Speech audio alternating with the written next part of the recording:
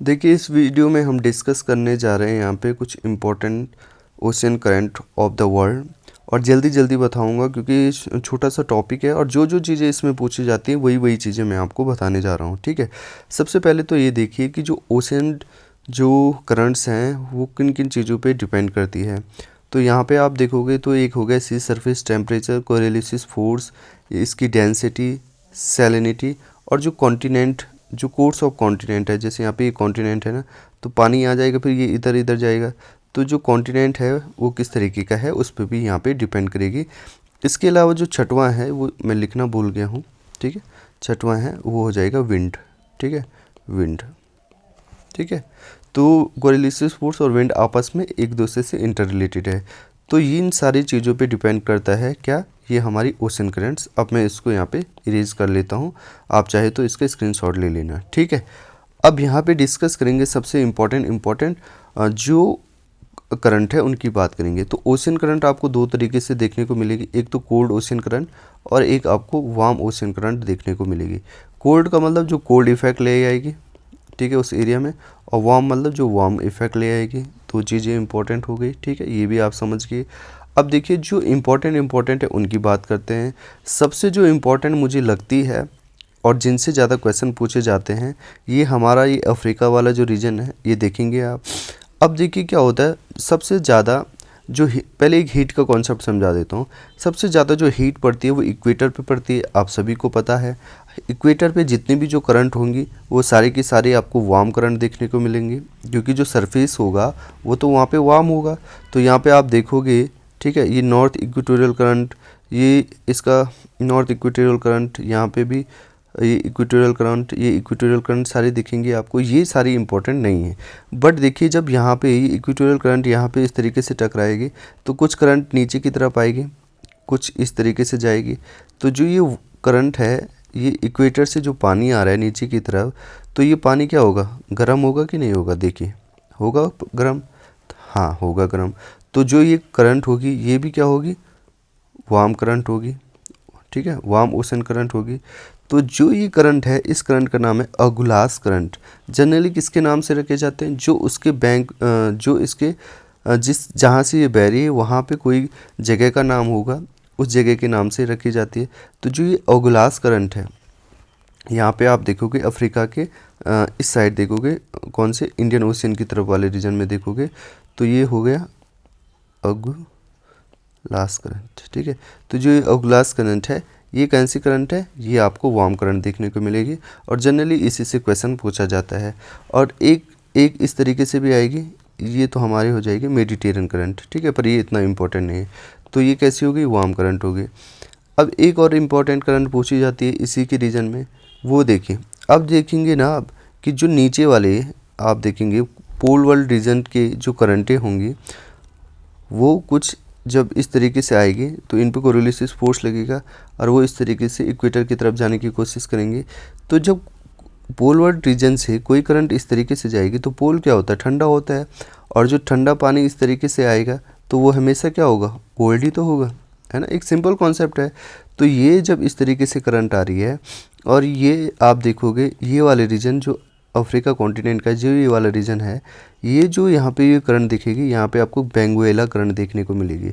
और जो ये बेंगुएला करंट है, इस बेंगुएला करंट कोल्ड करंट है ये। ठीक है, तो यहाँ पे ये है बेंगुएला करंट, बेंगुएला करंट। ठीक है, तो ये कैसी है, कोल्ड करंट है। सिंपल कॉन्सेप्ट है, बिल्कुल आप समझ ही गए होंगे। तो इसी तरीके से और करंट को, ये ओगलास हो गए, ये बेंगुएला करंट हो गई। ठीक है, दो चीज़ हो गई। अब यहाँ पे ये देखिए, ये इम्पोर्टेंट करंट है, ये साउथ अमेरिका है। ठीक है, साउथ अमेरिका है, और साउथ अमेरिका में यहाँ पे आप देखोगे तो ये आपको यहाँ पे इस तरीके से यहाँ पे ये कोल्ड करंट देखने को मिलेगी, जिसे हम हमबोल्ट करंट कह रहे हैं, जिसे हम हमबोल्ट करंट कह रहे हैं, या पेरू करंट भी इसे कहा जाता है। ये चीज़ आप यहाँ पे समझ गए होंगे। फिर उसके बाद यहाँ पे आपको जो इम्पोर्टेंट है वो बता देता हूँ। यहाँ पे आपको यहाँ पे ये गल्फ़ स्ट्रीम देखने को मिलेगी नॉर्थ अटलांटिक सी में। ठीक है, नॉर्थ अटलांटिक सी में यहाँ पे आपको गल्फ़ स्ट्रीम देखने को मिलेगी, जो कि क्या होती है, वार्म होती है, जो कि क्या होती है, वार्म होती है। ये चीज़ आपको देखने को मिलेगी। अब यहाँ पे देखेंगे आप, ये पे पैसिफिक ओशियन में देखेंगे, पैसिफिक ओशियन में देखोगे तो ये इस तरीके से जो ये पानी जा रहा है ऊपर, ये करंट जा रही है, इसे कुरियोशियो करंट कहते हैं। इसे क्या कहते हैं? कुरियोशियो करंट कहा जाता है। ये जापान की तरफ वाला है, ठीक है। तो ये कुरियोशियो जो करंट है ये क्या होती है? हमारी वार्म होती है। और ऊपर से जो ये करंट आ रही है ये कोल्ड रीजन से, इसे ओहियो करंट कहते हैं, ठीक है। इसे ओहियो करंट कहते हैं। रीजन आप ध्यान रखिएगा, दो चीज़ आप ध्यान रखिएगा, कौन से रीजन में है और कोल्ड है या वार्म करंट है, ये चीज़ आप समझ गए। आप यहाँ पे सारी चीज़ें लगभग, ये लैब्राडोर करंट है, ठीक है। ये ऊपर से बैफिन बे से आ रही है और जब ये पोलर रीजन से आ रही है तो ये हमेशा क्या होगी? कोल्ड होगी। एक और करंट है यहाँ पे कैनरी करंट आपको देखने को मिलेगा, कैनरीज करंट आपको देखने को मिलेगा। तो जब यहाँ पे कैनरी करंट पे क्या होती है ना, यहाँ पे अपवेलिंग होती है। अपवेलिंग का मतलब समझ लो कि पानी नीचे से ऊपर की तरफ आ रहा है, ठीक है। तो ठंडा पानी नीचे होगा, वो ऊपर आएगा, तो जब वो ठंडा नीचे ऊपर आएगा तो वो कैसे लगेगा? नीचे से जब ठंडा पानी ऊपर आएगा तो वो ठंडा ही दिखेगा आपको, तो वो कोल्ड करंट हो जाएगी। तो यहाँ पे जो कैनरी करंट आपको दिखेगी वो कोल्ड करंट हो जाएगी। देखिए कॉन्सेप्ट बहुत ज़्यादा डीप में है, मैं चाहूँ तो आपको बहुत डीप से लेकर और ऊपर लेके आऊँ, पूरे कॉन्सेप्ट समझाऊँ, पर यहाँ पे उतना नहीं है समझने के लिए। जितना इम्पोर्टेंट है अभी फ़िलहाल के लिए रिवीजन के लिए उतना समझा रहा हूँ, ताकि आपके पेपर में जो क्वेश्चन आए तो आप आसानी से बना लो क्वेश्चन को, ठीक है। इसके अलावा देखिए, अब जो भी जितनी भी मैंने करंट करी बताई वो सारी की सारी इंपॉर्टेंट थी। अब जो हल्की इंपॉर्टेंट है उनके बारे में बता दूँ। ये कैलिफोर्निया करंट है, यहाँ पे देखेंगे आप, ये यहाँ पे रॉकीज माउंटेन के इधर आप देखोगे तो कैलिफोर्निया करंट है। तो ये कैलिफोर्निया करंट हमेशा कोल्ड करंट है, ठीक है, क्योंकि यहाँ पे भी अपवेलिंग टाइप का हो रहा है। यहाँ पे ये अलास्का करंट तो इतनी इंपॉर्टेंट है नहीं। तो लगभग जो इंपॉर्टेंट करंट थी वो मैंने आपको बता दी। अब यहाँ पे एक इम्पॉर्टेंट चीज़ है, जो इम्पॉर्टेंट कॉन्सेप्ट है, ये देखिए, ये है ना, ये गल्फ स्ट्रीम जा रही है, यहाँ कैनरीज करंट जा रही है, यहाँ पे नॉर्थ इक्वेटोरियल या एंटीलीज करंट जारी है।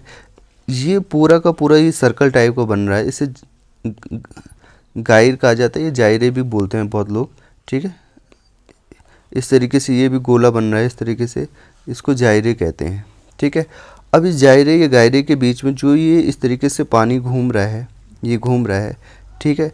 तो यहाँ देखेंगे आप, ये पानी जो घूम रहा है, इसको इस सी को, जो ये सी है, इसको बोलेंगे हम सारगासो सी, ठीक है, सारगासो सी। और जो ये सारगासो सी है ये वार्म सी है, ध्यान रखिएगा, ठीक है। तो आपसे पूछा जाए कि सारगासो सी कहाँ है, तो ये सारगासो सी नॉर्थ अटलांटिक ओशियन में है और कैसा है? वार्म है। इतना बात समझ गए। अब जो इम्पोर्टेंट चीज़ है, ध्यान से समझने की कोशिश कीजिएगा कि दो करंट यहाँ पे देखिए, ये जा रही है हमारी गल्फ स्ट्रीम और यहाँ से आ रही है लैब्राडोर करंट। ये जो पर्टिकुलर एरिया है यहाँ पे, जो ये आप देखोगे, ये न्यू फाउंडलैंड यहाँ पे आइलैंड है, ठीक है। और इसके आसपास ही इसको कहा जाता है ग्रैंड बैंक। इस चीज़ को आप समझ गए।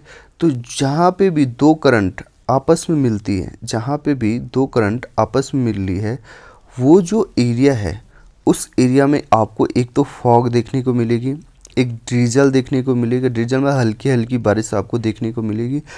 और दूसरी चीज़ वहाँ पे क्या होती है, अपवेलिंग टाइप की होती है, और वहाँ पे आपको बहुत सारे प्लैंकटॉन्स देखने को मिलेंगे। और जो ये प्लैंकटॉन्स होते हैं, ये होते हैं फिश इनको खाती है, और फिश का ये अच्छा खासा ग्राउंड बन जाता है, और बहुत सारी फिश आपको यहाँ पे देखने को मिलेगी। तो जो भी, जहाँ पे भी दो करंट आपस में देखने को मिलेगी, वहाँ पे आपको सबसे ज़्यादा फिश देखने को मिलेगी, ठीक है। तो ग्रैंड बैंक जो ऐसा इलाका है, यहाँ पे बहुत ज़्यादा फिशिंग आपको देखने को मिलेगी, और यहाँ पे लोग बहुत ज़्यादा फिशिंग करते हैं, क्योंकि यहाँ पे बहुत ज़्यादा फिशिंग पाई जाती है, ठीक है। इसी तरीके से यहाँ पे इस तरीके से यूरोप की तरफ आपको यहाँ पे डॉगर बैंक देखने को मिलेगा, और डॉगर बैंक में भी आपको फिशिंग देखने को मिलेगा।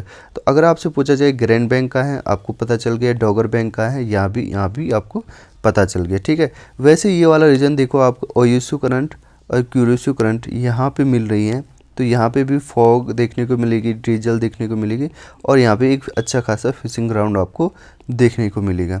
तो इतनी सारी चीज़ें मैंने आपको बता दी, जो इम्पोर्टेंट ओशन करंट थी वो भी मैंने आपको बता दी, जो पेपर में पूछी जाती है, जौन सी करंट पेपर में पूछी जाती है वो मैंने आपको बता दी, कौन से कॉन्सेप्ट हैं वो सारी चीज़ें बता दी।